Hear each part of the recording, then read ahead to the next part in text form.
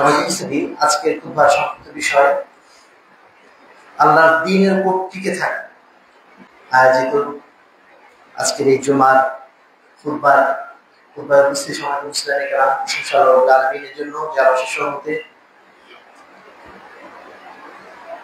আল্লাহ রাব্বুল আলামিনের সৃষ্ট দুনিয়ায় সর্বশ্রেষ্ঠ সাপ্তাহিক দিনগুলোর মধ্যে সর্বশ্রেষ্ঠ দিন পবিত্র জুমার দিনে আল্লাহ রাব্বুল আলামিনের সর্বশ্রেষ্ঠ স্থান মসজিদে এসে আমরা একত্রিত হতে পেরেছি। যে আল্লাহ রাব্বুল আলামিন আমাদেরকে সুস্থ রেখেছেন, আমাদেরকে নিরাপত্তার সাথে এখানে আসার সুযোগ করে দিয়েছেন, তার উদ্দেশ্যে আমরা আমাদের শুকরিয়া আদায় করছি। আলহামদুলিল্লাহ। দরুদ সালাম বর্ষিত শেষ নবী আহমদ মুস্তাফা সাল্লাল্লাহু আলাইহি ওয়াসাল্লামের প্রতি, যিনি আমাদের একমাত্র আদর্শ, যার আদর্শকে নিজের জীবনে এবং সমাজের জীবনে বাস্তবায়ন করার জন্য আমাদের সার্বিক প্রচেষ্টা। সেই রাসূলের উদ্দেশ্যে আমরা সংক্ষিপ্ত দরুদ পাঠ করছি। আল্লাহুম্মা সাল্লি আলাইহি ওয়া বারিক আলাইহি। সবাইকে বুঝতে আজকের খুব সংক্ষিপ্ত বিষয় আল্লাহর দ্বীনের উপর টিকে থাকা। আমরা দুনিয়াতে নানা ধরনের সংগ্রামে ব্যস্ত থাকি। কেউ জীবিকার সংগ্রামে ব্যস্ত থাকি, কেউ পড়াশোনার সংগ্রামে ব্যস্ত থাকি, কেউ চাকরির সংগ্রামে ব্যস্ত থাকি, কেউ ব্যবসা নিয়ে সংগ্রামে ব্যস্ত থাকি। এক একজনের এক একটা দিকে ব্যস্ততা আছে, এক একজনের এক একটা দিকে আমাদের ফোকাস আছে, সেটা নিয়ে আমরা ব্যস্ত থাকি। ওটাই আমাকে করতে হবে, ওখানে আমার সাকসেসফুল হতে হবে। আমাদের চিন্তাধারাগুলো এইভাবে নানা দিকে ছড়িয়ে ছিটিয়ে আছে। কিন্তু আল্লাহ রাব্বুল আলামিন তার রাসূলের মাধ্যম দিয়ে আমাদেরকে যেটা জানিয়েছেন, আমরা যারা বিশেষ করে ইমানদার, মানুষের মধ্যে সবাই তো ইমানদার না, যারা ইমানদার না তাদের চিন্তাধারা দুনিয়া কেন্দ্রিক নানাভাবে থাকে। কিন্তু আমরা যারা দ্বীনদার, আমরা যারা আল্লাহ রাব্বুল আলামিনের অশেষ নিয়ামতের ভাগীদার হয়ে আমরা যারা দ্বীন পেয়েছি, তাদের জন্য আল্লাহ রাব্বুল আলামিন বলছেন আমাদের জন্য সবচেয়ে বড় সংগ্রামের নাম হচ্ছে যে দ্বীন আমি পেয়েছি, এই দ্বীনের উপর টিকে থাকা। দ্বীনের পরে আসাটা যত না সহজ, তার চেয়ে অনেক গুণ কঠিন হচ্ছে এই দ্বীনের উপর টিকে থাকা। এই জন্য আল্লাহ রাব্বুল আলামিন কোরআনে অন্তত দুই জায়গায় বলেছেন, ইন্নাল্লাযীনা ক্বালু রাব্বুনাল্লাহ সুম্মা ইসতাকামু। নিশ্চয় যারা বলেছে যে আমাদের রব হচ্ছে আল্লাহ, সুম্মা ইসতাকামু, অতঃপর এই ঘোষণার উপরে যারা দৃঢ়ভাবে টিকে থাকতে পেরেছে, ফালা খাউফুন আলাইহিম ওয়া লা হুম ইয়াহজানুন, তাদের জন্য দুনিয়াতে কোনো ভয় নেই এবং আখিরাতে কোনো চিন্তার কারণ নেই। দুনিয়াতে কোনো ভয় নেই, আখিরাতে কোনো চিন্তার কারণ নেই। শর্তটা কি? বলতে হবে অবশ্যই আল্লাহ আমাদের রব, সেই সাথে এই ঘোষণার উপরে দৃঢ় থাকতে হবে। আল্লাহ রাসূল সাল্লাল্লাহু আলাইহি ওয়াসাল্লামকে একটা জিজ্ঞাসা করা হয়েছিল যে আল্লাহ রাসূল, যে একজন ব্যক্তির জন্য এমন একটা করণীয় আপনি বলবেন যে কাজটা আপনি যে কাজটা বলার পরে আমি অন্য কোনো কাজ করব না, ওই কাজটাই শুরু করব। আল্লাহ রাসূল সাল্লাল্লাহু আলাইহি ওয়াসাল্লাম বলেন, কুল আমানতু বিল্লাহ সুম্মা ইসতাকিম, তুমি বলো যে আমি আল্লাহর উপর ঈমান এনেছি, অতঃপর ঈমানের উপরে টিকে থাকো। তাহলে ঈমান আনার পরে সবচেয়ে গুরুত্বপূর্ণ কাজ হচ্ছে ঈমানের উপর টিকে থাকা। একজন ঈমানদার হিসেবে আমাদের সবচেয়ে বড় সংগ্রামের জায়গা হচ্ছে আমরা ঈমানের উপর টিকে থাকতে পারছি কতটুকু। যতটুকু টিকে থাকতে পারবো ততটুকু আল্লাহর কাছাকাছি আমরা যেতে পারবো, এবং আল্লাহ রাব্বুল আলামিন যে মহান নিয়ামত জান্নাত আমাদের জন্য রেখেছেন, সেইখানে আমরা ততদূর যেতে পারবো। জান্নাতের মধ্যে আবার র‍্যাঙ্কিং আছে। জান্নাতের মধ্যে সবার কিন্তু র‍্যাঙ্কিং একরকম না। দুনিয়াতে যেরকম আমাদের পজিশন সবার একরকম না, জান্নাতের পজিশন একরকম হবে না। এই জন্য আল্লাহ বলছেন জান্নাতে শুধু মুজাহিদদের স্তরই হবে 100 টা, শুধুমাত্র মুজাহিদদের স্তর। অর্থাৎ মুজাহিদরাও একই কাতারে সবাই হবেন না, এক একজন এক এক কাতারে। তাহলে আমরা যারা আরো যারা আছি, সাধারণ মানুষ যারা আছেন, তাদের স্তর কতগুলো হবে? সর্বোচ্চ স্তরের নাম কি? জান্নাতুল ফেরদাউস। আল্লাহ রাসূল বলছেন, ইযা সাআলতুমুল জান্নাহ ফাসআলু জান্নাতুল ফেরদাউস। যখন তোমরা জান্নাত আল্লাহর কাছে চাইবা, তখন ছোটখাটো জান্নাত চেও আল্লাহর কাছে। কি চাও? জান্নাতুল ফেরদাউস চাও, সবচেয়ে বড় জায়গা চাও। এজন্য আমরা যখন নিজেদের জন্য দোয়া করি বা কোনো মাইয়েদের জন্য দোয়া করি, সবসময় কি দোয়া করি? আল্লাহ রাব্বুল আলামিন তাকে জান্নাতুল ফেরদাউস দান করে, সবচেয়ে উঁচু জান্নাতে যারা দান করে। তো জান্নাতের সর্বোচ্চ স্তর আছে, সেই স্তর হচ্ছে জান্নাতুল ফেরদাউস, এবং নিচের স্তরটা আরো অসংখ্য আছে। আল্লাহ রাসূলকে একবার জিজ্ঞেস করা হলো, হে রাসূল, আপনি তো বৃদ্ধ হয়ে যাচ্ছেন, আপনার চুলগুলো পেকে যাচ্ছে।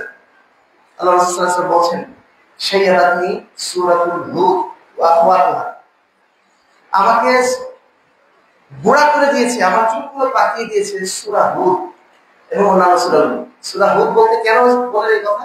কারণ সূরা হুদের একটা আয়াত আছে, যে আয়াতে আল্লাহ বলেন ফাস্তাকিম কামা উমিরতা, তুমি দ্বীনের উপর সেইভাবে টিকে থাকো যেভাবে আল্লাহ রাব্বুল আলামিন তোমাকে টিকে থাকার নির্দেশ দিয়েছে।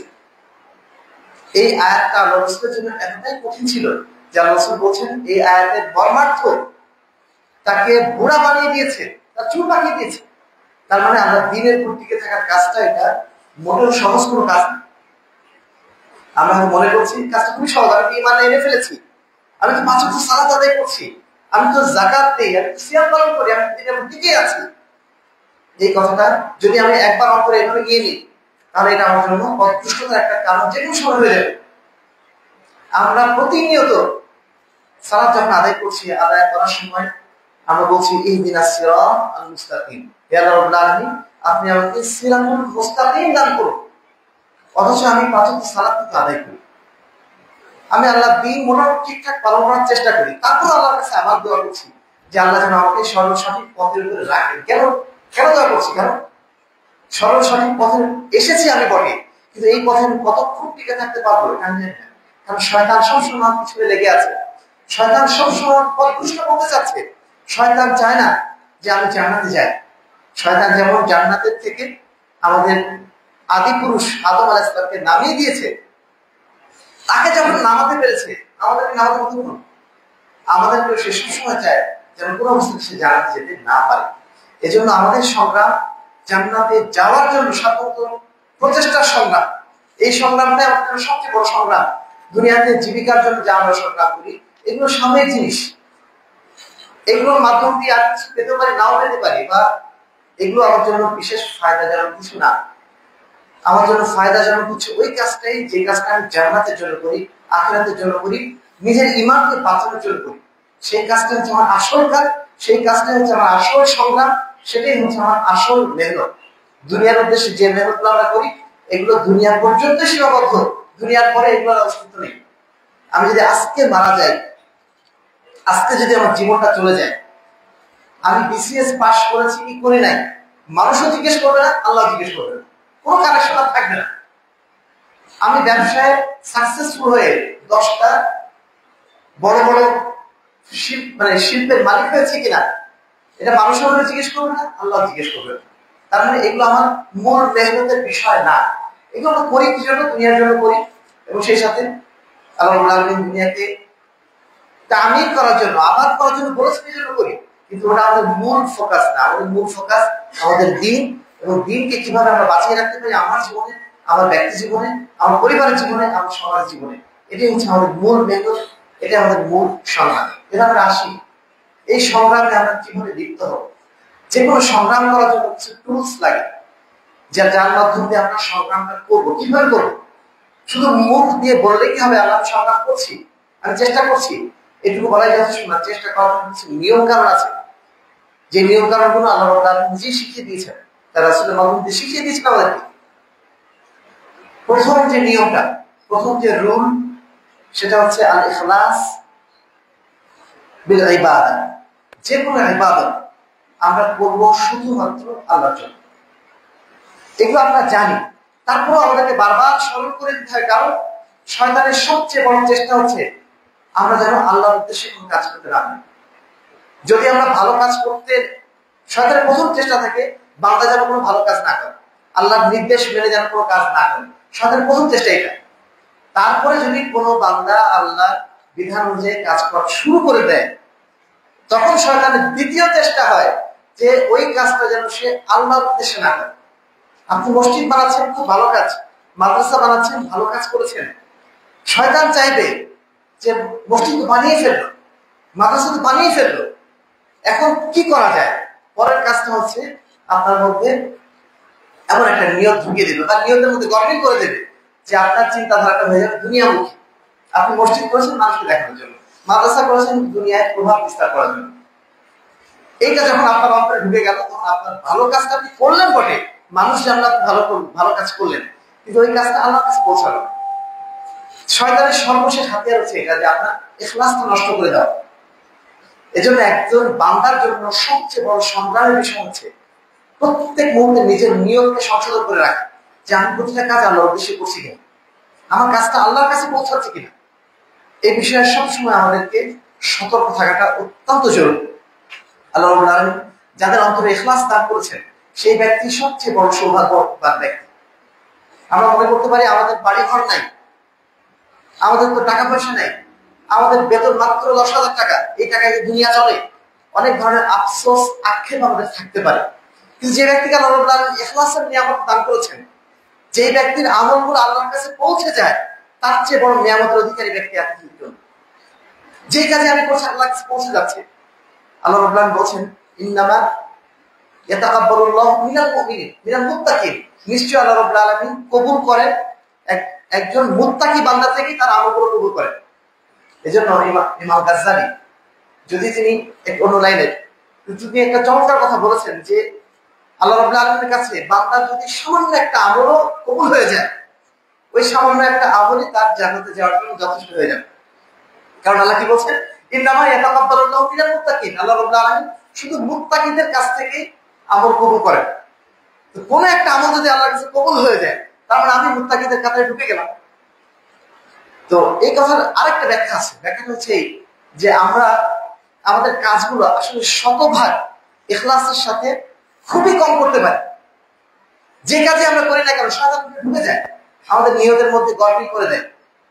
আল্লাহ রাসূলকে এই জন্য একদিন জিজ্ঞেস করা হয়েছিল, ইয়া রাসূল, একজন ব্যক্তি সে মুজাহিদ, জিহাদের ময়দানে গেছে, কিন্তু তার দুইটা উদ্দেশ্য, একটা হচ্ছে জিকির আর একটা হচ্ছে আল আজর। সে মানুষের কাছে প্রশংসাও পেতে চায়, আবার আল্লাহর কাছে আজরও পেতে চায়, আল্লাহর কাছে পুরস্কার পেতে চায়। একজন মুজাহিদ ব্যক্তি সে মানুষের কাছে চাচ্ছে মানুষ তাকে বলুক সে বড় যোদ্ধা, আবার আল্লাহর কাছেও চাচ্ছে যে আল্লাহ যেন আমাকে এর বিনিময়ে মুজাহিদদের কাতারে স্থান দেন।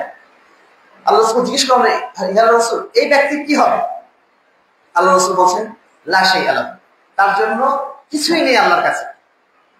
পরপর 3 বার তাকে একই প্রশ্ন করা হলো। আল্লাহ রাসূল বলছেন, লা শাইআ লাহু, তার জন্য কিছুই নেই। সে মুজাহিদ, কিন্তু সে আল্লাহর কাছে কিছু পুরস্কারও চেয়েছে, কিন্তু সেই সাথে মানুষের কাছে কিছু প্রশংসা চেয়েছে।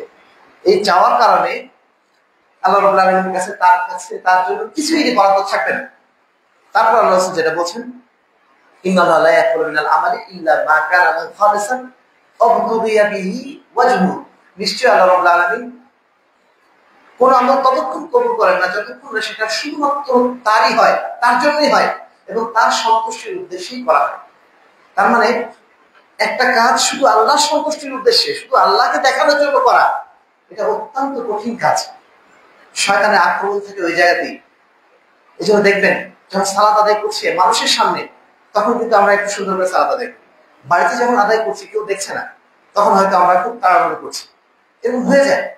কারণ ওই সময় কিন্তু আমার আপনার মধ্যে শুধু আল্লাহই থাকে। এই জন্য বান্দার সবচেয়ে গুরুত্বপূর্ণ সালাত বলা হয়েছে কিন্তু রাতের সালাতকে, যে সালাত কেউ দেখতে পায় না, যেই সালাত শুধু আল্লাহ এবং বান্দার মধ্যে থাকে, ওই সালাতকে আল্লাহ রাব্বুল আলামিন সবচেয়ে বেশি গুরুত্বপূর্ণ মনে করেছেন। কারণ ওই সালাতটা শুধু আল্লাহর উদ্দেশ্যেই হয়ে থাকে। সমাজ ইখলাসের আরেকটা পার্ট আছে, সেই পার্টটা হচ্ছে যে একজন বান্দা ইখলাসের সাথে ইবাদত করছে বোঝা যাবে কখন। বাহ্যিক কিছু আলামত আছে, তার মধ্যে একটা হচ্ছে সে আল্লাহর সাথে কাউকে শরীক করবে না। এই বিষয়টা আমরা মনে করি শুধুমাত্র মূর্তি পূজার ক্ষেত্রে শামিল। আমরা তো মূর্তি পূজা করি না, আমরা মনে করছি আমরা তো মূর্তি পূজা করি না, আমরা তো মাশাআল্লাহ মুমিনদের মধ্যে আছি, আমরা তো তাওহীদবাদী। এই জন্য আমরা ঢালাও ভাবে বলি তাওহীদি জনতা। কোন জায়গায় টুপি মাথায় দিয়ে কেউ মিছিল করলে আমরা তাদের বলি এরা হচ্ছে তাওহীদি জনতা। তাওহীদ কি এত সহজ জিনিস? ঈমানকে আমরা একদম পাইকারি দরে চিন্তা ভাবনা করা শুরু করেছি, তাওহীদকে একদম পাইকারি দরে নিয়ে চলে এসেছি। অথচ তাওহীদের জন্য প্রত্যেক নবী সংগ্রাম করেছেন। কেন সংগ্রাম করেছেন? কারণ তাওহীদটা হচ্ছে একজন বান্দার জীবনের সবচেয়ে গুরুত্বপূর্ণ জিনিস এবং সবচেয়ে কঠিন জিনিসও। আল্লাহ রাব্বুল আলামিন বলেছেন, ওয়া ইউমিনু আকসারুহুম বিল্লাহি ইল্লা হুম মুশরিকুন, যারা ঈমান আছে তাদের অধিকাংশই ঈমান আনার পরেও মুশরিক। একজন ব্যক্তি আল্লাহর প্রতি ঈমান এনেছে, ঈমান আনার পরেও আল্লাহ বলছেন যে অধিকাংশ ঈমানদারই হচ্ছে মুশরিক। কিভাবে মুশরিক হয়েছে? মূর্তি পূজা সে করছে না, মূর্তি পূজা সে করছে না, কিন্তু তার আকীদায়, তার চিন্তাধারার মধ্যে শিরক কিভাবে প্রবেশ করে। একজন ব্যক্তি যখন মসজিদে বাচ্চাকে সালাত আদায় করছে, করার পরে কোন বিপদ তার জীবনে এসেছে, সেই বিপদটা কাটানোর জন্য আমাদের সমাজে 2,98,000 পীর বাংলাদেশে আছে, যাদের কাজটা কি মানুষকে বিপদ থেকে উদ্ধার করা। এই পীরের খানকাগুলোর কাজটা কি মেনলি? মানুষ সেখানে কেন যায়? এই উদ্দেশ্যে যায়, সেখানে গেলে হয়তো পীর সাহেবের দোয়ার বদৌলতে, তার তাবিজের বদৌলতে বা তার কিছু একটা বদৌলতে আমরা বোধহয় বেঁচে যাব। আমরা তো এই উদ্দেশ্যে যাচ্ছি, তাই না? যখন একজন মানুষ এই আকীদা নিয়ে কোনো মাজারে যাচ্ছে, মাজারে যে একটা ছাগল কুরবানি দিয়ে আসছে, 12 কিছু করে আসছে, সেই ব্যক্তির ইমানের সাথে সাথে শিরক কি মিশ্রিত হয়ে যাচ্ছে না? এটার নামই হচ্ছে একজন ইমানদার। মুমিন হওয়ার পরও সে মুশরিক হয়ে যাচ্ছে। কিভাবে? তার ইবাদতের সাথে অন্য কেউ যুক্ত হয়ে যাচ্ছে। ইয়াকা না'বুদু ওয়া ইয়াকা নাস্তাঈন, আমরা শুধুমাত্র আপনারই দাসত্ব করি এবং শুধুমাত্র আপনার কাছেই সাহায্য চাই। প্রতিমুখ আমরা বলছি, বলার পরে যখন আমরা এই ঘোষণা দিয়ে আবার যাচ্ছি মাজারে, আবার যাচ্ছি এমন ব্যক্তির কাছে যার সেটা দেওয়ার ক্ষমতা নেই। আমি যে বলছি আপনি আমাকে সন্তান দেন, সন্তান দেওয়ার ক্ষমতা কোনো মানুষের আছে? সম্মানিত উপস্থিতি, আরো বিষয়গুলো যদি আরো একটু ডিটেইলস যাই, দেখবেন যে শিরক কিভাবে আমাদের মধ্যে ছড়িয়ে আছে। আমাদের আকীদার মধ্যে, আমাদের সংস্কৃতির মধ্যে, আমাদের কালচারের মধ্যে হাজারো শিরক ছড়িয়ে আছে, যেগুলো আমরা শিরক মনেই করি না, যেগুলো অপরাধী মনে করি না। কিন্তু একটু চিন্তা করে দেখলে আমরা যদি বুঝতে পারবো এর মধ্যে শিরকের জায়গাটা কতটুকু আছে। আমাদের দাদিরা, নানিরা আমাদের বাচ্চারা যখন হয়, আমাদের বাড়িতে যখন বাচ্চারা হয়, আমাদের বাচ্চাদের কপালে একটা ছোট্ট কালো টিপ লাগিয়ে দেয়, একটা কোনায়, কপালের এক কোণা লাগিয়ে দেয়। অধিকাংশ বাড়িতে আমরা দেখি, আমাদের আহলে হাদিস ফ্যামিলিগুলোতে আমরা দেখি অনেক সময় এই যে কালো টিপটা লাগায়। এই কালো টিপটি সৌন্দর্যের জন্য লাগায়, যে কালো টিপ দিলে সুন্দর লাগবে বাচ্চাটাকে। একটা উদ্দেশ্যে লাগায়। কি উদ্দেশ্যে লাগায়? যে ওই কালো টিপটা লাগালে আমার বাচ্চাটা বদনজর থেকে বেঁচে যাবে। তার মানে বদনজর থেকে বাঁচানোর মালিক আমি কাকে সাব্যস্ত করছি? আল্লাহকে সাব্যস্ত করি। সাথে সাথে একটু হলেও আমার বিশ্বাসটা ওই কালো টিপের মধ্যে যাচ্ছে কিনা, যে কালো টিপের একটা ক্ষমতা আছে যে আমাকে বদনজর থেকে বাঁচাই দেবে। এই যে বিশ্বাসের জায়গাটা আপনার নড়বড়ে হয়ে গেল, এইটার নাম হচ্ছে শিরক। আপনি মনে করছেন এটা সামান্য বিষয়। সামান্য বিষয় না। আপনার কাছে সামান্য বিষয়, এটা আল্লাহর কাছে অনেক বড় বিষয়। এটা আল্লাহর কাছে অনেক বড় বিষয়। আপনি সামান্য নিজের কথা চিন্তা করেন, আপনাকে কেউ বাবা বলে, আপনার সন্তান আপনাকে বাবা বলে, আরেকজনকেও সে বাবার মতো করে দেখে, আপনার অন্তরে একটু হলেও খটকা জাগবে কিনা? আপনি সামান্য আপনার পিতৃত্ব জায়গায় কাউকে ভাগ দিতে চান না। যিনি রব, যিনি স্রষ্টা, তিনি তার জায়গা থেকে একজন সৃষ্টিকে আপনি যে মাথা মতো করবেন, তার কাছে পূজা করবেন, তাকে শক্তিধর মনে করবেন, এটাকে আল্লাহ কখন দেখতে পারেন? এই জন্য আল্লাহ স্পষ্ট ভাষা বলে দিচ্ছেন যে আল্লাহ রাব্বুল আলামিন তাদের জন্য জান্নাত হারাম করে দিয়েছেন যারা শিরক করে। যতই তারা ইমানের কথা বলুক না কেন, যাদের আমলের মধ্যে শিরক প্রবেশ করেছে, তাকে আল্লাহ রাব্বুল আলামিন কখন জান্নাত দাখিল করাবেন না। এই জন্য শিরক সম্পর্কে আমরা আল্লাহর কাছে এত বেশি কথা বলি, আমাদের ভাইরা বিরক্ত হয়ে যান। সারাদিন সাথে শিরক কেন করবো না? কারণ এটা যে আমাদের জন্য জান্নাতে যাওয়ার পথে প্রথম বাধা। এই বাধা আপনি দূর করতে না পারলে আপনি জান্নাতে যেতেই পারবেন না, যতই আপনি পাগল থেকে হন না কেন, যতই আপনি ৫ ওয়াক্ত সালাত আদায় করে হন না কেন। এই জন্য আমাকে অবশ্যই আমার আকীদাটা আগে পরিষ্কার করতে হবে। আকীদাটা আমাকে অবশ্যই ইয়াকা না'বুদু ওয়া ইয়াকা নাস্তাঈনের উপর নিয়ে আসতে হবে। আমার ইবাদত, আমার সালাত, আমার সিয়াম সবকিছু যেন শুধুমাত্র আল্লাহর জন্য হয়। কুল ইন্না সালাতি ওয়া নুসুকি ওয়া মাহইয়ায়া ওয়া মামাতি লিল্লাহি রাব্বিল আলামিন। আমার জীবন, আমার মন সবকিছু আল্লাহর জন্য হতে হবে। তারপরে আমার কিছু অপরাধ হয়ে গেলে হয়তো আল্লাহ সেটা ক্ষমা করবে না, কিন্তু আমার আকীদার জায়গাটা আগে পরিষ্কার তো রাখতে হবে। সমাজ মুসলিম আর একটা জায়গায় বলে আমরা নিশ্চয়ই বিরক্ত হয়ে যাব, ক্ষুব্ধ হয়ে যাব। যদি এখন আমরা বলি বর্তমান বিশ্বের দিকে তাকিয়ে যে আমরা বিভিন্ন ধরনের মতবাদ আমাদের রাজনৈতিক ক্ষেত্রে, অর্থনৈতিক ক্ষেত্রে দেখছি। আমরা যখন বললাম ধর্মীয় ক্ষেত্রে বিশ্বাসের জায়গা থেকে, এবার যদি একটু অর্থনীতির জায়গায় আসি, এবার যদি রাজনীতির জায়গায় আসি, আমরা নিশ্চয়ই ক্ষুব্ধ হয়ে যাবো যে মসজিদের মধ্যে রাজনীতির কথা কেন বলে, মসজিদের মধ্যে অর্থনীতির কথা কেন বলে। আমাদের সাধারণ সেকুলার সমাজে এটি প্রচলিত। আমরা যদি বলি যে গণতন্ত্র যারা বিশ্বাস করেন তারা শিরকের মধ্যে লিপ্ত আছে, এই কথাটুকু যদি আমরা বলি, নিঃসন্দেহে আমরা ক্ষুব্ধ হয়ে যাবে যে গণতন্ত্র ছাড়া কিভাবে দেশ চলবে। সারা বিশ্ব তো এই নীতির উপরে চলছে। এই নীতির মধ্যে খারাপটা কি আছে? এর সঙ্গে ইসলাম অনেকটাই তো মেলে। নানা ধরনের কথা বলে মানে আপনারা নিজেরাই এর বিরুদ্ধে ডিফেন্ড করা শুরু করে দেন। কিন্তু আমরা কি বলবো? একজন মুসলিম যদি আমরা হয়ে থাকি, আমরা যদি আল্লাহর কাছে আত্মসমর্পণকারী হয়ে থাকি, আমরা যদি আল্লাহর দাস হয়ে থাকি, শুধুমাত্র মসজিদে না, আমাদের জীবনের প্রত্যেকটা ক্ষেত্রে আল্লাহর দাস হয়ে থাকতে হবে। আমরা যদি রাজনীতি করি, অর্থনীতি করি, সেটা অবশ্যই আল্লাহর বিধান অনুযায়ী করতে হবে। এবং সেখানে আকীদার জায়গা আছে, গণতন্ত্র মাধ্যম দিয়ে আজকে বিশ্ব চলছে বটে, কিন্তু এই গণতন্ত্র এটা মুসলমানদের রাজনৈতিক ব্যবস্থাপনা।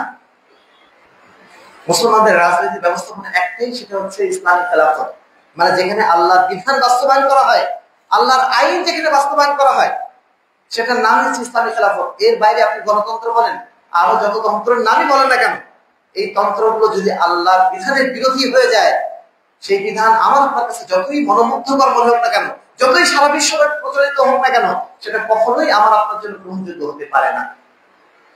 এই জন্য আল্লাহ রাব্বুল আলামিন স্পষ্ট ভাষায় বলে দিয়েছেন, ফামান ইয়াকফুর বিত্তাগুত ওয়া ইউমিন বিল্লাহ ফাকাদ ইসতামসাকা বিল উরওয়াতিল ফুসকা, যে ব্যক্তি তাগুতকে অস্বীকার করলো এবং আল্লাহর প্রতি বিশ্বাস স্থাপন করলো, সে যেন এমন একটা রশি ধারণ করলো যেটা হচ্ছে মজবুত রশি। আল্লাহ সেই মজবুত রশি ধারণ করতে গেলে প্রথম কাজ হচ্ছে সমস্ত তাগুতকে অস্বীকার করা। গণতন্ত্র বলেন, ধর্ম নিরপেক্ষতাবাদ বলেন, জাতীয়তাবাদ বলেন, পুঁজিবাদ বলেন, যত ধরনের মতবাদ, পশ্চিমা মতবাদ রয়েছে, এই মতবাদগুলোকে অবশ্যই চিন্তা করতে হবে আমাদের বিশ্বাসের জায়গা থেকে, তাওহীদের জায়গা থেকে, যে এই মতবাদগুলো আমার তাওহীদের সাথে যায় কিনা। আমি একজন তাওহীদপন্থী মুসলমান, আমার সামনে আল্লাহর আইন ছাড়া কোনো আইন চলবে না, আমার সামনে আল্লাহর দেওয়া অর্থনীতি ছাড়া কোনো অর্থনীতি চলবে না। এই বিশ্বাস যদি আপনার মজবুত থাকে, তখন আপনি আপনার আয়নায় ধরে ফেলতে পারবেন যে না, এটা কখনো চলতে পারে না। কিন্তু আপনার আয়নাটা যদি ঝাপসা হয়, তাহলে আপনি ওই আয়না দিয়ে কখনো ধরতে পারবেন না, তখন আপনার কাছে সবই সমান মনে হবে, সবই সমান মনে হবে। সবাই বলছি তাওহীদের আয়নাটা আমাদের পরিষ্কার রাখতে হবে। তাওহীদের আয়নাটা যখন পরিষ্কার থাকবে, তখন আমরা স্পষ্ট বুঝতে পারবো যে গণতন্ত্র মানে জনগণের তন্ত্র, মানুষের তন্ত্র। মানুষ যেটা বলবে সেটাই ফাইনাল। অধিকাংশ মানুষ যেটা নিশ্চিত করে যে না, এই দেশে এখন কি বলবো, সুদী অর্থনীতি চলবে, সুদী ব্যাংকিং নীতি চলবে, জনগণ চাইলে সেটা জায়েজ হয়ে যাবে। এই নীতির নাম হচ্ছে গণতন্ত্র। সহজ কথা বলতে গেলে এটাই। ইসলামী খেলাফত যেটা, সেখানে জনমতের জায়গা আছে, মানুষের মতামতের অবশ্যই জায়গা আছে, মানুষের মতামত সেখানে গুরুত্ব দেওয়া হয়। বর্তমানে যেরকম রাজতন্ত্র, যেগুলো বর্তমান রাজতান্ত্রিক যে দেশগুলো আছে, যেখানে একচাটিয়া ভাবে শাসন চালানো সেটাই ফাইনাল, এটাকে আমরা সাপোর্ট করি না। আমরা অবশ্যই মনে করি যেটা জনগণের কথা বলার সুযোগ থাকতে হবে, কিন্তু অবশ্যই সেটার একটা বাউন্ডারি আছে। সেই বাউন্ডারি কি? আল্লাহ রাব্বুল আলামিনের বিধান। আল্লাহর বিধানের বাইরে জনগণের কোনো মতামত চলবে না। যদি এই বাংলাদেশের 99% মুসলমান বলে যে আজ থেকে এই দেশে সুদী অর্থনীতি চলবে, এই 99% মানুষের মতামত গ্রহণযোগ্য হবে? কেন হবে না? আল্লাহ হারাম করে দিয়েছে। আল্লাহ যে হারাম করে দিয়েছে তার বিরুদ্ধে মানুষের মতামতের কোনো মূল্য নেই। কিন্তু গণতন্ত্র এটা জায়েজ করে ফেলেছে। এই জায়েজ করার কারণেই আপনি এই সিস্টেমে ঢুকে যখনই আপনি যতই বলেন যে না, আমি ইসলামাইজ করে নিয়েছি, গণতন্ত্রকে ইসলামাইজ করে নিয়ে যে ইসলামী গণতন্ত্র বানিয়ে আমি রাষ্ট্র শাসন করবো, কখনোই সম্ভব নয়। ইসলামী গণতন্ত্র বলে কিছু নেই। ইসলামী মত বলে যেমন কিছু হয় না, মত কি ইসলামী মত হয়? সুদ কি ইসলামী সুদ হয়?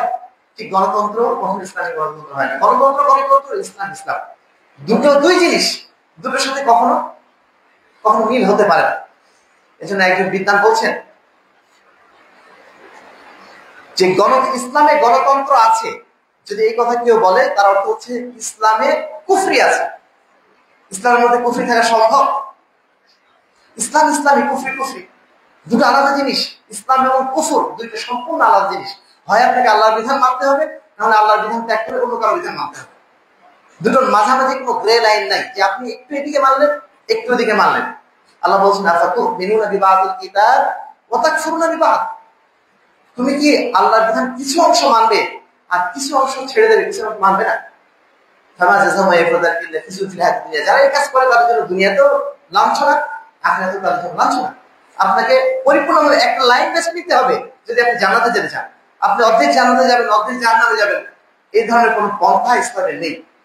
সমাজ অবস্থা প্রথম যে আলোচনা একটু দীর্ঘ হয়ে গেল, যে বিষয়টা আপনাদের বোঝাতে চেয়েছিলাম যে ইসলামের সবচেয়ে গুরুত্বের জায়গাটা হচ্ছে ইখলাস। প্রতিটা কাজ আল্লাহর উদ্দেশ্যে করা। যে কাজ আমি করছি সেই কাজ যদি আমি আল্লাহর উদ্দেশ্যে করতে পারি এবং সেখানে কোনো প্রকার শিরক যদি মিশ্রিত না হয়, সেটা হচ্ছে সবচেয়ে দামি আমল, সেটাই আল্লাহর কাছে ইনশাআল্লাহ পৌঁছে যাবে। আমরা সেই আমল করার জন্য যেন চেষ্টা করি এবং সেই আমল করার জন্য খুলুসিয়াত ভিতরে সবসময় চর্চা করতে হবে। শয়তানের প্রথম আঘাত বা সবসময় আঘাত কিন্তু এই জায়গাতে, মানুষ যেন খুলুসিয়াতের সাথে কাজ করতে না পারে, ইখলাসের সাথে যেন কাজ করতে না পারে। এই জায়গাটা একজন ইমানদারের জন্য সবচেয়ে গুরুত্বপূর্ণ জায়গা। আমাদেরকে প্রতিনিয়ত তাসদীক করতে হবে ইমানটাকে ওই জায়গাতে। সালাফে সালেহ প্রতিদিন সকালে উঠে নিজের ইমানটাকে তাসদীক করে নিতেন। আমি কি আমার যে কাজটা করছি শুধু কি আল্লাহর উদ্দেশ্যে করছি? প্রতিদিন সকালে তারা চিন্তা করতেন, প্রতিটা মুহূর্তে তারা ভাবতেন যে আমার কাছ থেকে আল্লাহর উদ্দেশ্য হলো 1 টাকা দান করছি, করার সময় চিন্তাটা এটাই যেন থাকে, এটা যেন আল্লাহর উদ্দেশ্যে হয়। আমি যখন সকালে উঠে স্কুলে যাচ্ছি, পেশা জীবনে যাচ্ছি, ব্যবসা করছি, আমার নিয়তটা যেন আগে ঠিক করে নিই যে আমি যে এখন স্কুলে যাচ্ছি আমি যেন শুধুমাত্র আল্লাহর উদ্দেশ্যে যাই।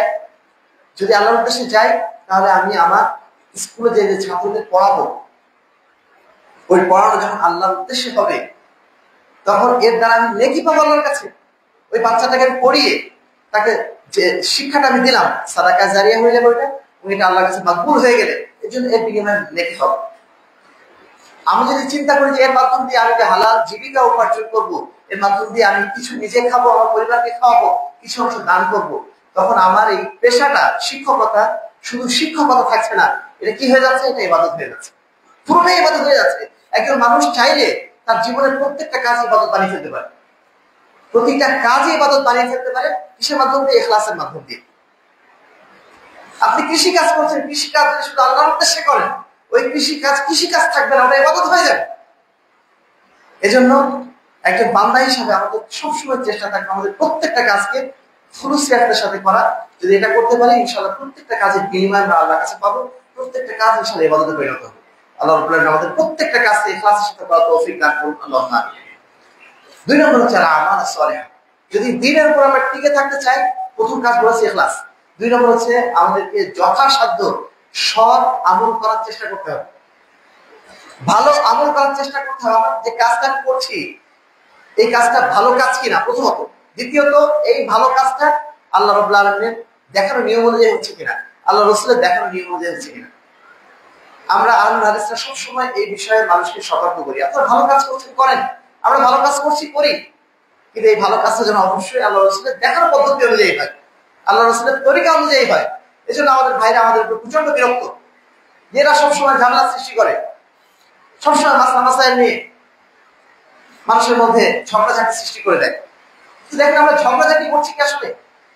একটু পরেই শুনবেন, আপনি শুনেছেন অলরেডি, জুমার জন্য যখন আযান দেওয়া হচ্ছে, আযান দেওয়ার সময় আমাদের আশপাশে বিভিন্ন মসজিদে দরুদ পাঠ করা হচ্ছে, দেখেন ইয়া নবী সালাম আলাইকা বলা হচ্ছে। এই যে ইয়া নবী সালাম আলাইকা, এই কাজটা কি খারাপ? আসলে কাজটা তো একদিক দিয়ে ভালোই, আল্লাহ রাসূলের মধ্যে দরুদ পাঠ করছে তারা, কিন্তু এই ভালো কাজটাকে আমরা ভালো মনে করতে পারছি না কেন? কারণ আল্লাহ রাসূল এইভাবে আমাদের শিখিয়ে দেন নাই, শিখিয়ে দেন না এবং বলে তার প্রতি দরুদ পাঠ করা একটা নিয়ম আছে একটা, আপনি সেভাবে করেন। ফাযকুরুহু কামা হাদাকুম, আল্লাহ বলছেন তোমরা আল্লাহকে সেইভাবে স্মরণ করো যেভাবে তিনি স্মরণ করতে বলেছেন। আপনি যে নতুন করে একটা কাজ করলেন, মনে করছেন আমি ভালো কাজই করছি, সমস্যাটা কোথায়? সমস্যাটা এই জায়গায় যে আপনি আল্লাহ রাসূলের তরিকা অনুযায়ী করলেন না। আল্লাহ রাসূল তাহলে কি দরকার ছিল দুনিয়াতে? ভালো কাজ তো আমরা বুঝি, একটা কাজ করলে সেই কাজটার ইফেক্টটা যদি ভালো হয় সেটা ভালো কাজ, কিন্তু আল্লাহ রাসূলের ভাষায় সেটা ভালো কাজ না। লাকাদ কানা লাকুম ফি রাসূলিল্লাহি উসওয়াতুন হাসানা, তোমাদের জন্য আল্লাহ রাসূলের মধ্যে রয়েছে উত্তম নিদর্শন, উত্তম আদর্শ। তিনি যেভাবে শিখিয়েছেন সেইভাবে করার নামে হচ্ছে ভালো আমল। এই ভালো কাজ আমাদের সাধ্যমতো করার চেষ্টা করতে। আল্লাহ বলছেন মান আমিলা সালিহান মিন যাকারিন আও উনসা, যে ব্যক্তি সৎ আমল করলো, সে পুরুষ হোক কিংবা মহিলা হোক, অমর মুমিন, সে ঈমানদার, ফালানুহইয়ান্নাহু হায়াতান তাইয়্যিবা, নিশ্চয়ই আমি তাকে একটা পবিত্র জীবন দান করব। যে ব্যক্তি সৎ আমল করবে, সে হতে পারে দরিদ্র মানুষ, কিন্তু আল্লাহ রাব্বুল আলামিন তাকে একটা পবিত্র জীবন দান করবে, যে জীবনে সবকিছু হয়, যে জীবনে যা রিজিক উপার্জন হয় সেটা হালাল রিজিক, সেই জীবনটা আল্লাহর কাছে হায়াতান তাইয়্যিবা, পবিত্র একটা জীবন। কারণ এই জীবনের বিনিময়ে সে কালকে আমাদের মাঝে ইনশাআল্লাহ জান্নাত পেয়ে যাচ্ছে। এই পবিত্র জীবন আমরা হাসিল করব কিভাবে? সৎ আমলের মাধ্যম দিয়ে। সৎ আমল বেশি বেশি করার জন্য আল্লাহ রাসূল বলছেন এভাবে যে বাদর বিল আমাল ফিতারান কাকিতাই লাইল মুসলিম, তোমরা বেশি বেশি আমল করতে থাকো, বেশি বেশি আমল করতে থাকো। ওই দিন আসার আগে, যেই দিন ফিতনা এসে আধার রাতের মতো সারা বিশ্বকে জড়িয়ে ফেলবে, কালো চাদর, ফিতনার কালো চাদর সবকিছু জড়িয়ে ফেলবে। আজকে যে যুগে আমরা আছি, এই যুগটাকে যদি আমরা মনে করি, একটু কল্পনা করি এইভাবে তাহলে কিন্তু আমাদের কাছে এটাই প্রতিবাদ হবে, এই দুনিয়া যেন আমাদের কাছে কালো আধারের মতো, যেদিকেই তাকাই সেদিকেই ফিতনা। ফিতনা ছাড়া একটা মুহূর্ত যেন আমাদের সামনে আমরা খুঁজে পাচ্ছি না, চারিদিকে ফিতনা। এই ফিতনার মধ্যে নিজের ঈমান বাঁচানোটা কতটা বড় কঠিন কাজ। যারা প্রকৃত ঈমানদার তারা বোঝেন, যাদের মধ্যে ঈমানের অংশ নাই বা ঈমান থাকলেও দুর্বল ঈমান, তাদের কাছে কিছুই মনে হয় না এগুলো। কিন্তু যারা প্রকৃত ঈমানদার তারা জানেন যে কতটা ফিতনার মধ্যে আমরা বসবাস করছি প্রতিনিয়ত। আমাদের চেহারা, আমাদের মন, আমাদের চোখ সবকিছু ফিতনার মধ্যে, আমাদের চিন্তাধারা সবকিছুর মধ্যে ফিতনা। আল্লাহ বলছেন যে এমন একটা সময় আসবে যখন তোমরা দেখবে মানুষ সকালবেলা মুমিন আর বিকালবেলা সে কাফের হয়ে বসে আছে, আবার বিকালবেলা মুমিন সকালবেলা কাফের হয়ে বসে আছে, এবং সে দুনিয়ার বিনিময়ে তার দিনটা বিক্রি করে দিচ্ছে। এই সময়ের দিকেই লক্ষ্য রেখে হয়তো আল্লাহ রাসূল বলেছিলেন, ইন্না মিন ওয়ারাইকুম জামানা সাবরিন, তোমাদের জন্য এমন একটা সময় আসবে যে সময়টা হচ্ছে সবরের সময়, ধৈর্য ধরে রাখার সময়, ঈমানের উপর টিকে থাকার সময়।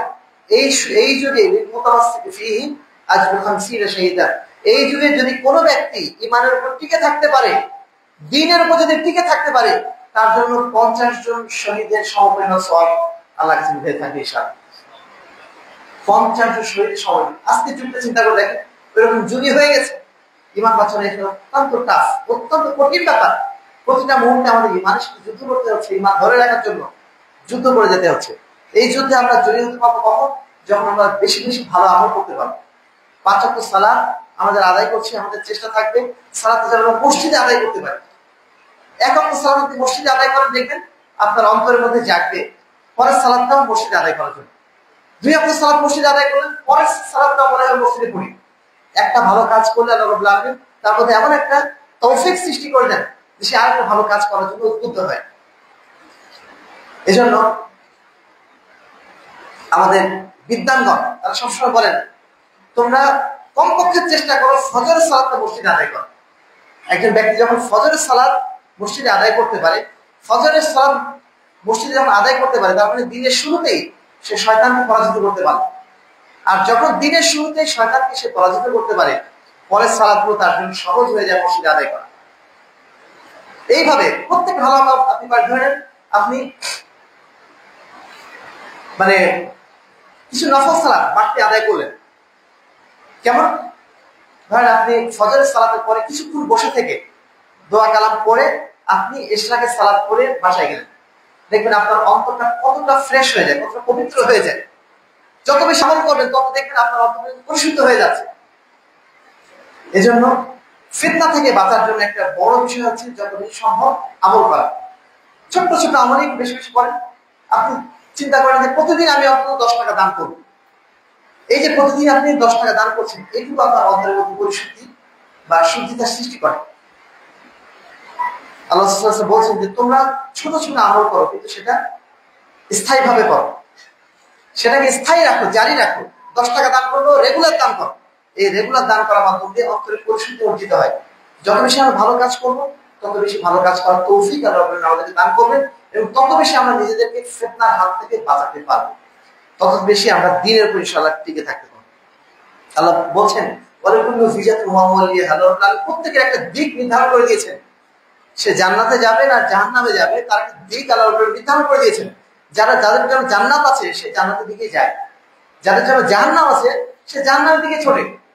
ফাস্তাবিকুল খায়রাত, অতএব তোমরা ভালো কাজে প্রতিযোগিতা করো, প্রতিযোগিতা করে ভালো কাজ করার চেষ্টা করো। আমরা যেন অপেক্ষা না করি যে কালকে ভালো কাজ করবো না, আজকে আমার মনে হয়েছে না আজকে আমার করতে হবে, আজকেই শুরু করে দিই। আজকে আমার মনে হয়েছে না আমার আজকে থেকে দাড়ি রাখা উচিত, আমি আজকে থেকে রেখে দিই। আপনি শুধু দাড়ি যখন রাখছেন, শুধু দাড়ি রাখছেন না, আপনি একটা প্রোটেকশন নিয়ে নিচ্ছেন, একটা সেফ গার্ড নিয়ে নিচ্ছেন। আপনি যখন মোটরসাইকেলে ওঠেন, ওঠার সময় মাথায় একটা হেলমেট পরে নেন। কেন? এটা একটা প্রোটেকশন আপনার জন্য বিপদ থেকে।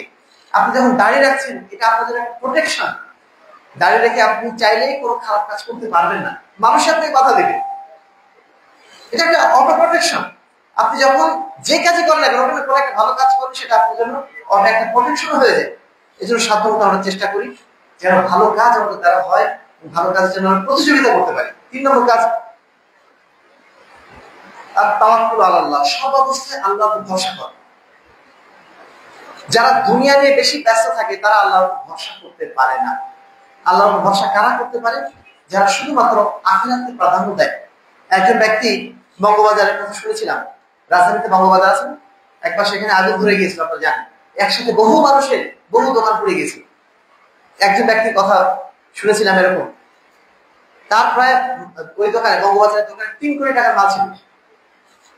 সেই 3 কোটি টাকার মাল একবারে সব পড়ে গেল। তাকে ফোন দিয়ে তার বন্ধু জিজ্ঞেস করছে, তোমার কি অবস্থা এখন? সে ফোন ধরে বলছে, আলহামদুলিল্লাহ, ভালো আছে।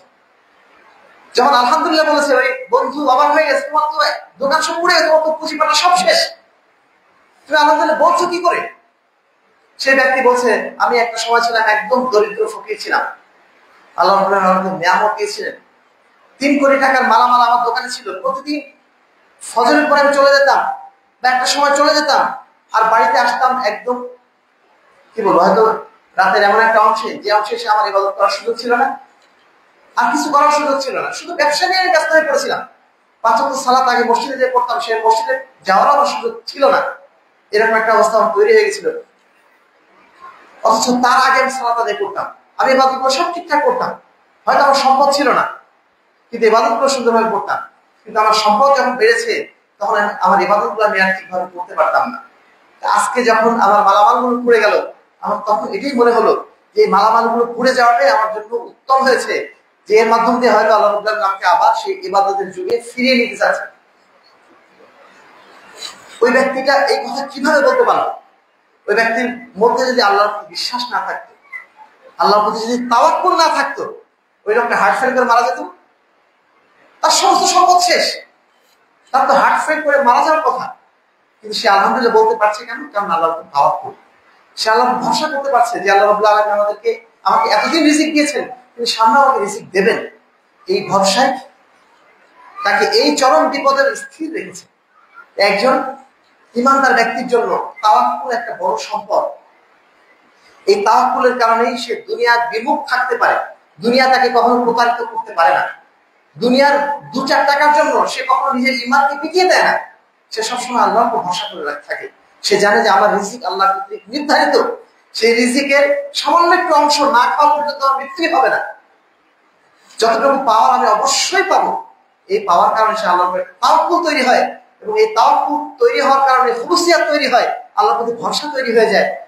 সব কাজ তখন সে আল্লাহর জন্য করার ক্ষেত্রে ভিতরে একটা প্রেরণা খুঁজে পায়।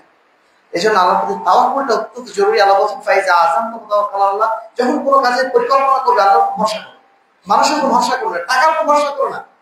আমার 1 কোটি টাকা আছে, আমি বিজনেসে নামলে বিরাট সফল একজন ব্যবসায়ী হয়ে যাবো, এই চিন্তা করো না। চিন্তা করো এইভাবে যে আল্লাহর উপর ভরসা করে আমি নামছি, আল্লাহ চাইলে সফল হবো, না সফল হতেই পারে। ফাইজা আযামতুম ফাতাওয়াক্কালু আলাল্লাহ, যখন কোনো কাজ করার জন্য চেষ্টা করবে আল্লাহর উপর ভরসা করে করো।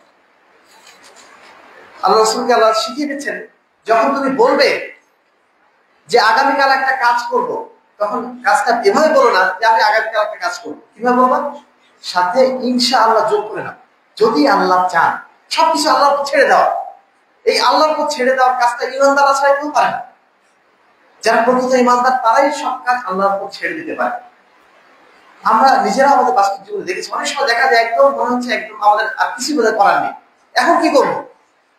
ওই সময় যদি বলে যে সবকিছু আল্লাহর উপর ছেড়ে দিলাম, আল্লাহর উপর তাওয়াক্কুল, আল্লাহ যা করবেন, আল্লাহ যা মানে তাকদীরে রেখেছে ওটাই হবে, এটা বলার পর দেখা যায় এমন একটা পথ থেকে আল্লাহ ব্যবস্থা করে দিয়েছেন যেটা আমরা কল্পনাই করতে পারি। ওমাই ইয়াতাওয়াক্কাল আলাল্লাহ ফাহুয়া হাসবুহ, আল্লাহ বলছেন যে ব্যক্তি আল্লাহ ভরসা করে আল্লাহ তার জন্য যথেষ্ট হয়ে যান।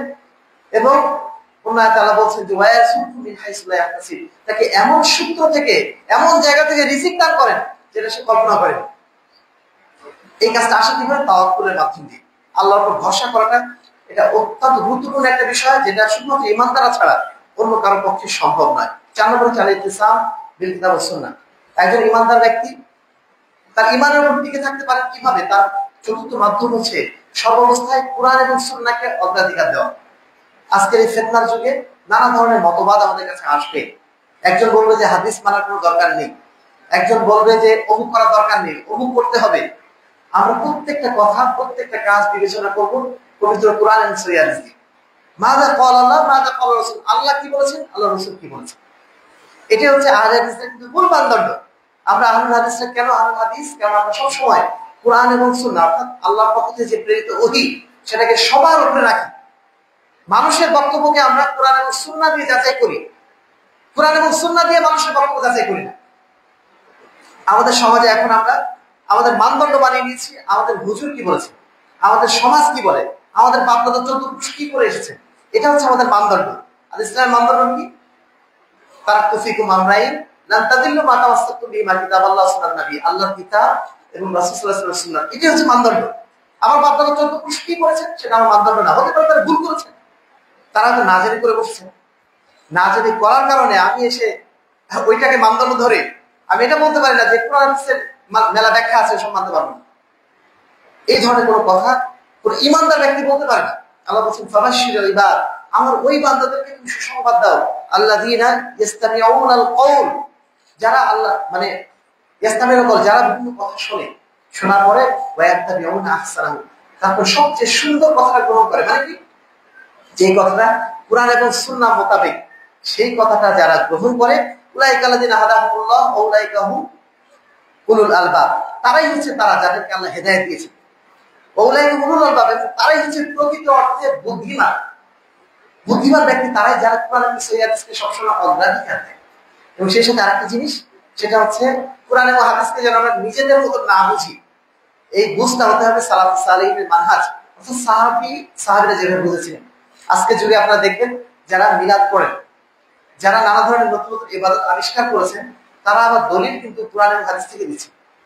5 ওয়াক্ত সালাতের পরে দলবদ্ধভাবে মোনাজাত করা, এটাকে আমরা কি বলি? বেদাত বলি, তাই না? কেন বেদাত বলি? কারণ আল্লাহ কম করেনি, কিন্তু এটার পক্ষে কিন্তু তারা কোরআন থেকে দলিল দেন।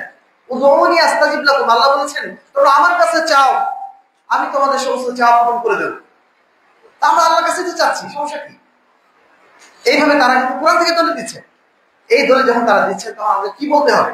যে ঠিক আছে, এই আয়াতটা সর্বপ্রথম আল্লাহ রাসূলের সাহাবায়ে কেরামের উপর আল্লাহ রাসূল পাঠ করেছেন। আল্লাহ রাসূলের পাঠশালার প্রথম শিক্ষার্থী ছিলেন কারা? সাহাবায়ে কেরাম। তো এই আয়াতটা তাদের উপর নাযিল হয়েছিল। নাযিল হওয়ার পরে যদি এই আয়াতের অর্থ যদি এটাই হতো, তাহলে সাহাবায়ে কেরামও তারা 5 ওয়াক্ত সালাতের পরে দলবদ্ধ মোনাজাত করতেন। তারা যেহেতু এভাবে বোঝেন নাই, তার মানে এটা সঠিক বুঝ না। সঠিক বুঝটা সবসময় আমাদের তাদের কাছ থেকে নিতে হবে যারা আল্লাহ রাসূলের কাছে প্রথম পাঠ গ্রহণ করেছিলেন, আল্লাহ রাসূলের প্রথম ছাত্র যারা ছিলেন, তাদের বুঝটাকেই আমাদেরকে অগ্রাধিকার দিতে হবে। সবাই বলছেন, তাহলে আমরা হেদায়েত পাবো ইনশাআল্লাহ। আল্লাহ বলছেন ওয়া ইয়াতাসিম বিল্লাহ ফাকাদ হুদিয়া ইলা সিরাতিল মুস্তাকিম, যে ব্যক্তি আল্লাহকে ধারণ করবে, অর্থাৎ আল্লাহ দেওয়া ওহীকে ধারণ করবে, সেই কেবলমাত্র সিরাতুল মুস্তাকিমের দিকে হেদায়েত প্রাপ্ত হবে। অর্থাৎ যে কোনো মূল্যে কোরআন এবং সুন্নাহকে আমাদের আঁকড়ে ধরে থাকতে হবে। কোনো অবস্থাতেই নানা ধরনের ব্যাখ্যা দিয়ে আমরা যেন ভুল পথের দিকে না চলে যাই। আরেকটা জিনিস না বললেই নয়, সেটা হচ্ছে ইকামতে দ্বীন। আজকে আমাদের সমাজে যারা ইসলামিক পলিটিক্যাল দলগুলো করেন, ইসলামের নামে তারা দল করছেন, ইসলামের নামে তারা রাজনীতি করছেন, তারা কিন্তু কোরআন থেকে দলিল দিচ্ছেন। তারা বলছেন যে সূরা শুরা 13 নম্বর আয়াতে আল্লাহ বলছেন আন আকিমুদ্দীন ওয়া লা তাফারাকু, তোমরা দ্বীন কায়েম করো এবং পরস্পর বিভেদ করো না। এই যে দ্বীন কায়েম করা, দ্বীন কায়েম করার অর্থ তাদের কাছে যে ইকামতুদ দাওলা, অর্থাৎ রাষ্ট্র ক্ষমতায় ইসলাম নিয়ে যাওয়া। তারা মনে করছেন দ্বীন কায়েম করা মানে আমাদের যে কোনো মূল্যে অবশ্যই রাষ্ট্র ক্ষমতায় যেতে হবে। রাষ্ট্র ক্ষমতায় যদি আমরা যেতে না পারি, তাহলে দ্বীন কায়েম হলো না। এই ব্যাখ্যা দেওয়ার কারণে আমরা কি বলছি? আমরা বলছি এই ব্যাখ্যাটা, একটা ব্যাখ্যা দিয়েছেন আপনারা, কিন্তু এই ব্যাখ্যাটা সাহাবায়ে কেরামের বুঝ অনুযায়ী হয়নি। কারণ সাহাবায়ে কেরাম কি বুঝেছেন? ইকামতুল দ্বীন মানে ইকামতুত তাওহীদ, তাওহীদ কায়েম করা। আল্লাহ রাব্বুল আলামিন আমাদের প্রত্যেককে দায়িত্ব দিয়েছেন তাওহীদ কায়েম করার জন্য। এই তাওহীদ আমার ব্যক্তিগত জীবনে, আমার পরিবারের জীবনে, আমার সমাজের জীবনে, রাষ্ট্র জীবনে, সব জায়গাতে। কিন্তু আপনি যদি শুধুমাত্র রাষ্ট্র ক্ষমতায় ইসলাম নিয়ে যাওয়ার কথা বলেন, তাহলে বাকিগুলো কোথায় যাবে? আপনার পরিবারের জীবনে ইসলাম কায়েম করতে হবে, আপনার ব্যক্তিগত জীবনে ইসলাম কায়েম করতে হবে, এগুলো কোথায় যাবে? 3 নম্বর কথা হচ্ছে, আপনি যদি রাষ্ট্র ক্ষমতায় যেতে না পারেন, তাহলে তো আপনি ব্যর্থ হয়ে গেলেন, আপনি দ্বীন কায়েম করতে ব্যর্থ হয়ে গেলেন। 1,24,000 পয়গম্বরের মধ্যে মাত্র 4 জন ছিলেন শাসন ক্ষমতায়, বাকি কেউ শাসন ক্ষমতায় যেতে পারেননি। তারা কি সব ব্যর্থ হয়ে গেছে? তাহলে তারা দ্বীন কায়েম করতে পারেন নাই। এই যে ব্যাখ্যা দিয়েছেন, এই ব্যাখ্যার কারণে সমস্ত নবীদেরকে আপনি ব্যর্থ বানিয়ে ফেলে দিয়েছেন। আর যদি আপনি আমাদের তাওহীদ দিতেন, যে তাওহীদ কায়েম করা, তাহলে সবকিছু এর মধ্যে চলে আসতো। আপনার ব্যক্তিগত জীবনে চলে আসতো, রাষ্ট্র জীবনে চলে আসতো। রাষ্ট্র জীবনে ইসলাম কায়েম করা অবশ্যই জরুরি। কেন জরুরি? কারণ রাষ্ট্র ক্ষমতায় যদি ইসলাম থাকে আমাদের জন্য দিন পালন করা সহজ হয়ে যাবে, কিন্তু ওটাই দিন না। তারা বলছেন ওটাই দিন। আসল রসুল সকল মানে সকল ইবাদতের বড় ইবাদত হচ্ছে ওই ইবাদত। এই কথা তারা বলে ফেলে তারা অন্য সমস্ত ইবাদতকে বানিয়ে ফেলেছেন ছোটখাটো জিনিস। আপনি যাই তাদের সামনে বলবেন সব ছোটখাটো। আপনি নফল আযান করেন বা না করেন সব ছোটখাটো। আপনি শিরক করেন বেদাত করেন সব ছোটখাটো। সবচেয়ে বড় জিনিস কি তাদের কাছে? রাষ্ট্র ক্ষমতায় যাওয়া। এই করার কারণে ইসলামের যে মৌলিক ব্যাখ্যার জায়গাটা একটা বিরাট বিভ্রান্তি তৈরি হয়ে গেছে সমাজের মধ্যে। আমরা আপনাদের কাছে এই বিষয়টি উপস্থাপন করার চেষ্টা করছি যে আমরা অবশ্যই যেন প্রতিটা ক্ষেত্রে কোরআন এবং সুন্নাহকে অগ্রাধিকার দিই, এবং কোরআন সুন্নাহ বোঝার ক্ষেত্রে অবশ্যই যেন সাহাবায়ে কেরামকে অগ্রাধিকার দিই। আমরা যেন নিজেদের বুঝ মতো ইসলামকে বুঝতে যে আমরা যেন ভুল পথে না চলে যাই, কারণ আমরা জানতে যেতে চাই। আমরা ইসলামের নামে যেন আবার জাহান্নামের পথ খুঁজে না নিই। 5 নম্বর বিষয়টি হচ্ছে তাজকিয়াতুন নফস। এটা আলোচনা অবশ্য চলে এসেছে মোটামুটি। নিজের নফসকে সবসময় পরিশুদ্ধ রাখার চেষ্টা করা, নিজের নফসে কোনো অপবিত্রতাকে ঢুকতে না দেওয়া। কদ আফলাহা মান তাযাক্কা, ওই ব্যক্তি সফলকাম যে নিজেকে পরিশুদ্ধ রাখতে পেরেছে। নিজের মধ্যে যখনই কোনো পাপ ঢুকে যাচ্ছে, আমরা তো নিশ্চয়ই সবাই বুঝি যে জিনিসটা পাপ, এটা হারাম, এটা হালাল, সবই বুঝি আমরা। ঘুষ হারাম জানে না এমন কেউ নেই। সুদ যে হারাম কাজ এটা এমন কোনো মুসলমান নেই যে জানে, কিন্তু তারপর আমরা করে যাচ্ছি, নানা কারণে করে যাচ্ছে। দেখেন যারা বিভিন্ন সরকারি অফিসে বসে আছেন, বিশাল আসলে বিশাল দাড়ি, মাথায় টুপিও আছে, একটু পরে জোহরের সালাত আদায় করবেন, সালাতের জন্য তার ব্যস্ততা দেখছি আমরা। ওযু করছেন, অনেক কিছু করছেন, আবার বলছেন যে যা আপনি দিতে চাচ্ছেন হাদিয়াটা এখনই দিয়ে দেন, কারণ আমি নামাজে যাব। তো যেই লোকটা ঘুষ খাচ্ছেন তিনি বলছেন হাদিয়াটা এখনই দিয়ে দেন, আমি নামাজে যাব। তিনি নামাজের কি বুঝলেন আর ঘুষের কি বুঝলেন? দুইটাতে দুই মেরু জিনিস। যে ব্যক্তি নামাজ আদায়কারী, যে ব্যক্তি সালাত আদায়কারী, সে কখনো ঘুষ খেতে পারে? যে ব্যক্তি আল্লাহর কাছে আত্মসমর্পণ করছে সে ব্যক্তি আবার এই জায়গায় এসে সে আল্লাহকে ভয় করছে, কারণ তার অন্তরটা অপবিত্র হয়ে গেছে। কাল্লা বাল রানা আলা কুলুবিহিম মা ইয়াকসিবুন, তারা অন্যায় করতে করতে তাদের অন্তরে এমনই মরিচা পড়ে গেছে যে অন্যায়টাকে তার অন্যায় আর মনে হচ্ছে, ওই পাপটাতে পাপই মনে হয়। কেন হয়েছে? কারণ অন্তরকে আমরা পরিশুদ্ধ করি না। আমরা আমাদের পোশাকটা ময়লা হলে পোশাকটা পরিষ্কার করার চেষ্টা করি, তাই না? এক জামা 2 দিন পরি না, ময়লা হয়ে যাচ্ছে, ঘাম লেগে গেছে, কিন্তু আমাদের অন্তরকে পরিশুদ্ধ করার চেষ্টা কেন করি না? অন্তরকেও পরিশুদ্ধ প্রতিনিয়ত করা লাগে, কারণ অন্তরের অপবিত্রতা জমা হতে থাকে। সেটাকে পরিশুদ্ধ করার জন্য আপনার ইবাদত যেগুলো করতে হয় সেগুলো তো করতেই হবে। এর সাথে সাথে যে কোনো মূল্যে হারাম থেকে, পাপ থেকে, অন্যায় থেকে বেঁচে থাকতে হবে। এখনকার যুগ ফেসবুকের যুগ, ইউটিউবের যুগ, সোশ্যাল মিডিয়ার যুগ। মোবাইল খুললেই, ফেসবুক খুললেই আমরা যারা কোনোভাবেই অন্যায়ের সাথে জড়িত হতে চাই না, অন্যায় কিছু দেখতে চাই না, তবু আমাদের চোখে চলে আসছে। এই সময় কি করতে হবে? আল্লাহ রাসূল বলেছেন ইত্তাকুল্লাহ হাইসুমা কুনতুম, তুমি যেখানে থাকো না কেন আল্লাহকে ভয় করো। ওয়া আতবিইস সাইয়্যাতাল হাসানা, এবং যখন কোনো খারাপ কাজ তোমার দ্বারা হয়ে যাচ্ছে সঙ্গে সঙ্গে একটা ভালো কাজ করো। তামহুহা, তাহলে অন্তরের মধ্যে যে একটা খারাপ প্রভাব পড়েছিল খারাপ দূর হয়ে যাবে। আপনি কি খারাপ কাজ করে ফেলেছেন, দেখতে পাচ্ছেন খারাপ করে ফেলেছি, সঙ্গে সঙ্গে একটা ভালো কাজ করে ফেলেন, তাহলে অন্তরের মধ্যে ওই অন্যায়টা জেঁকে বসতে পারবে না, আপনার অন্তরে মোহরটা পড়বে না। এইভাবে অন্তরটা যদি আমরা সবসময় পরিশুদ্ধ রাখার চেষ্টা করি, ইনশাআল্লাহ আমরা দ্বীনের উপরে টিকে থাকতে পারবো। এক্ষেত্রে আরেকটা বিষয়, আল্লাহ জিকির করা। আল্লাহ জিকির করা মানে ওই যে আল্লাহ আল্লাহ বলে গোল হয়ে বসে থাকার নাম নয়। জিকির করা মানে কি? আল্লাহকে সবসময় স্মরণ করা। সুবহানাল্লাহ, আলহামদুলিল্লাহ, আল্লাহু আকবার, লা ইলাহা ইল্লাল্লাহ, এই যে জিকিরগুলো সবসময় নিজের মনে করতেই থাকবো। এগুলো করলেও অন্তরটা পরিশুদ্ধ থাকে। সমাজ মুসলিম যেহেতু আলোচনার সময় তো আমি খুব বেশি তো যেতে পারছি না। আরেকটা বিষয় না বললে নয়। তারপর আমরা যারা দিনদার মানুষ আছি তারা একটা বড় অপরাধ সবসময় করি, সেটা হচ্ছে মানুষের গীবত করা, মানুষের সমালোচনা যারা আমরা বেশি বেশি করি, দেখবেন অন্তরটা কঠিন হয়ে গেছে। মানুষের সমালোচনা করতে করতে, নিন্দা করতে করতে নিজের অন্তরটা আমরা কঠিন বানিয়ে ফেলছি। অথচ আল্লাহ রাসূল কি বলছেন? আল মুসলিম মান সালিমা আল মুসলিমুনা মিন লিসানি, একজন মুসলিম তো ওই ব্যক্তি যার জিহ্বা থেকে অন্য মুসলমান নিরাপদে থাকে, যার হাত থেকে অন্য মুসলমান নিরাপদে থাকে। আমি কোনো মুসলমানকে নিন্দা করবো না, এটাই কিন্তু আমার ইমানের দাবি, কিন্তু আমরা করে ফেলছি। সাধারণত আমরা চেষ্টা করি নিজের জবানকে নিয়ন্ত্রণ করার জন্য। যত বেশি নিয়ন্ত্রণ করতে পারবো তত বেশি আমাদের অন্তরটা পরিচ্ছন্ন থাকবে, তত বেশি আমরা ইমানের উপরে শতামরে টিকে থাকতে পারবো। সমাজ 6 নম্বর হচ্ছে তাআল্লুমুশ শারঈ, সর্বদা দ্বীনি ইলম অর্জনের চেষ্টা থাকতে হবে। আমি অনেক জেনে ফেলেছি মানে জানা শেষ হয়ে গেছে বিষয়টা এমন না, আমার মৃত্যু পর্যন্ত জানার শেষ নেই। মৃত্যুর আগ পর্যন্ত একজন ব্যক্তি হয়তো জানলেন যে আমি যতবার সুবহানাল্লাহ পড়ছি ততবার আমার জন্য জান্নাতে একটা করে খেজুর গাছ লাগানো হচ্ছে। যতবার আমি পড়ছি ওই যে জানাটা, এটা একটা জানা হলো, এই জানা মাধ্যম দিয়ে যতদিন তিনি আমলটা করলেন ততদিন আমলের বিনিময় তিনি একটা পেলেন। এই জন্য সবসময় জানার প্রক্রিয়াটা অব্যাহত রাখবেন। কখনোই নিজেকে মনে করবেন মেলা কিছু জেনে ফেলেছি, কিছুই আমরা জানিনি, কিচ্ছু জানতে পারিনি। যখন আপনি মনে করছেন যে আপনি অনেক জেনে ফেলেছেন, তার মানে আপনি জানার সর্বনিম্ন স্তরে আছেন। সবসময় নিজেকে জানার মধ্যে রাখবেন এবং সঠিক জিনিসটা অবশ্যই জানার চেষ্টা করুন। তারপরে সপ্তম যে কাজটা সেটা হচ্ছে মুজালাসাতু আহলিল খাইর। সবসময় ভালো মানুষদের সাথে থাকার চেষ্টা করুন। ইয়া আইয়ুহাল্লাযীনা আমানু তাকুল্লাহ, হে ইমানদারগণ তোমরা আল্লাহকে ভয় করো। ওয়া কুনু মা'আস সাদিকিন, যারা সত্যবাদী, যারা সৎ পথে চলে, যারা সততার সাথে নিজেদের জীবন গড়ে, তাদের সাথে তোমরা থাকার চেষ্টা করো। এই জন্য ইসলাম আমাদেরকে জামাতবদ্ধ জীবনের জন্য এত বলেছে। জামাতবদ্ধ থাকা মানে আল জামাতু রাহমাতুন ওয়াল ফুরকাতু আযাব। জামাতবদ্ধ জীবন মানে রহমতের জীবন, বিচ্ছিন্ন জীবন মানে আযাবের জীবন। এই হাদিসটাকে আমরা উল্টা ব্যাখ্যা দিয়ে বিচ্ছিন্ন থাকাটাকে আমরা এখন অনেক মনে করছি এটাই বোধহয় বাঁচার উপায়। না, যদি এটাই বাঁচার উপায় হতো আল্লাহ রাসূল ওটাই আমাদের বলে দিতেন। আল্লাহ রাসূল বলে দিচ্ছেন তোমরা জামাতবদ্ধ থাকো, ঐক্যবদ্ধ থাকো। অতএব জামাতবদ্ধ থাকার মধ্যেই আমাদের কল্যাণ রয়েছে, এর মধ্যেই আমাদের ঈমানের হেফাজত রয়েছে।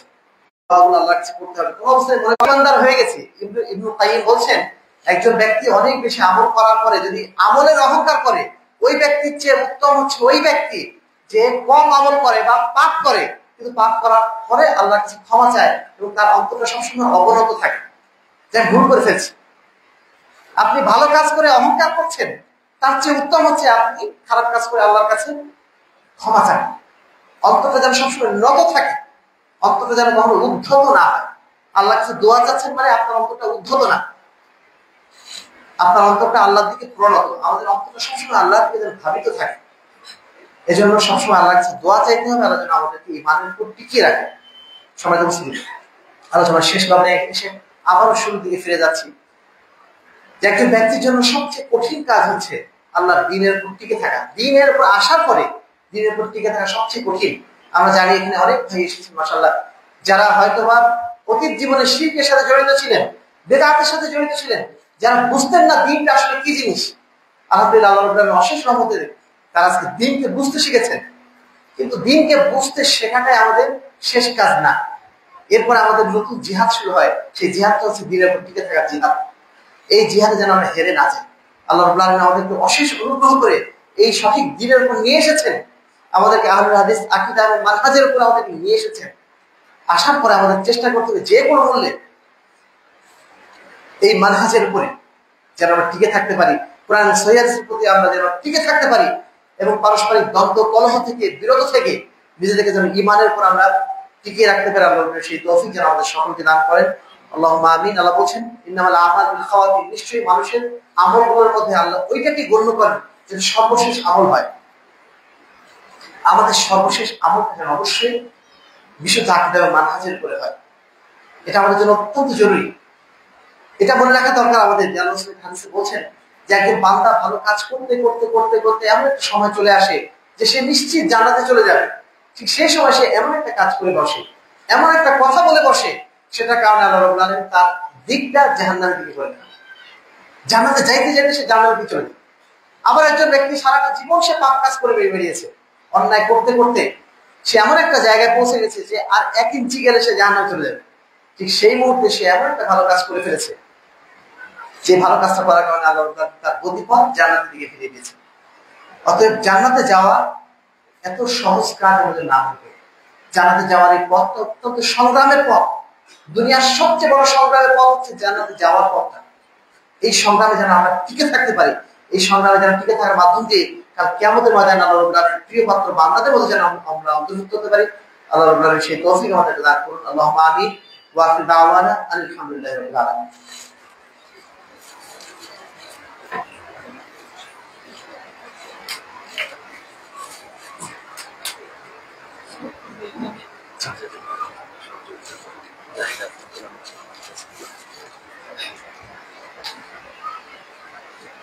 إن الحمد لله نحمده ونستعينه ونستغفره ونؤمن به ونتوكل عليه ونعوذ بالله من شرور أنفسنا ومن سيئات أعمالنا من يهدي الله فلا مضل له ومن يضلل فلا هادي له ونشهد أن لا إله إلا الله ونشهد أن محمدا عبده ورسوله أما بعد فأعوذ بالله من الشيطان الرجيم بسم الله الرحمن الرحيم يا أيها الذين آمنوا صلوا عليه وسلموا تسليما اللهم صل على محمد وعلى آل محمد كما صليت على إبراهيم وعلى آل إبراهيم إنك حميد مجيد اللهم بارك على محمد وعلى آل محمد كما باركت على إبراهيم وعلى آل إبراهيم إنك حميد مجيد সম্মানিত উপস্থিতি,